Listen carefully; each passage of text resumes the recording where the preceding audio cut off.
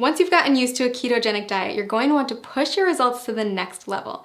So if you've got your grocery list and your meal planning under control, then it's time to start thinking about intermittent fasting.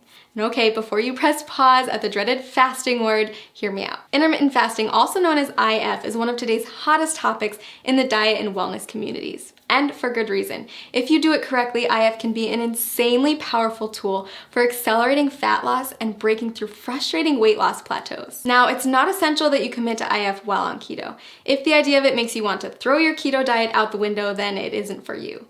But if you're up for another adjustment with the potential to ramp up your weight loss and turn you into a fat burning machine, then keep watching. IF basically boils down to two terms, feeding and fasting.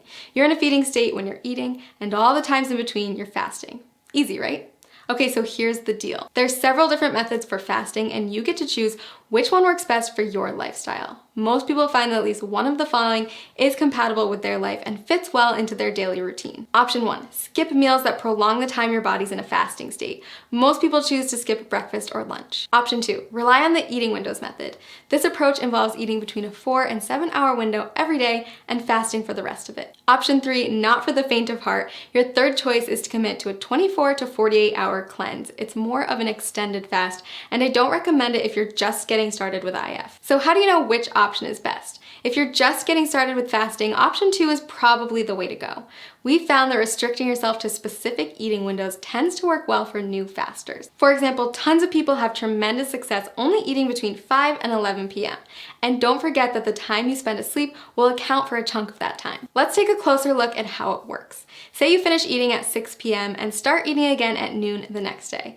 That means you fasted for 18 hours and eaten for 6. In other words, you've achieved an 18-6 window. If you finish eating as early as 5 p.m. and don't eat again until noon the next day, then you've fasted for 19 hours and eaten for 5, or you've achieved a 19-5 window. You don't have to adhere to IF every day. You can try it out once a week at first, listen to your body, and then add in more IF days over time. So why does IF work anyway? The first and simplest reason is that our bodies can only take in so much food at a time.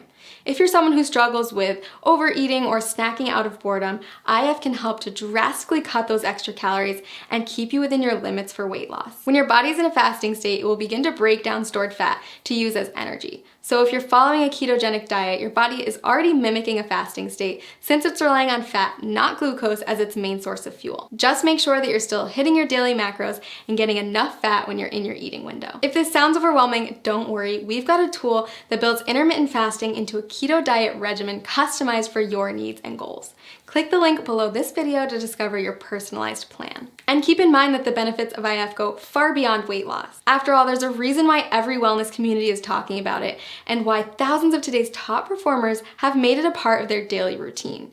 People who practice fasting on a regular basis reap tremendous health benefits in many areas, not just by turning their bodies into maximum fat-burning machines. Nobel Prize winner Yoshinari Asumi discovered that fasting can trigger autophagy, which is essentially a deep cleaning process for your cells. Autophagy helps to stop the aging process, reverse disease, and prevent cancer. It's basically the body's way of cleaning out cells by recycling non-essential components like damaged proteins and getting rid of invading microorganisms and toxic compounds. Like most complex mechanisms, your body needs a break from feeding, so it can focus on performing these other functions instead. Not only does fasting trigger autophagy, it also increases the number of ketones in your bloodstream more than a keto diet alone will do.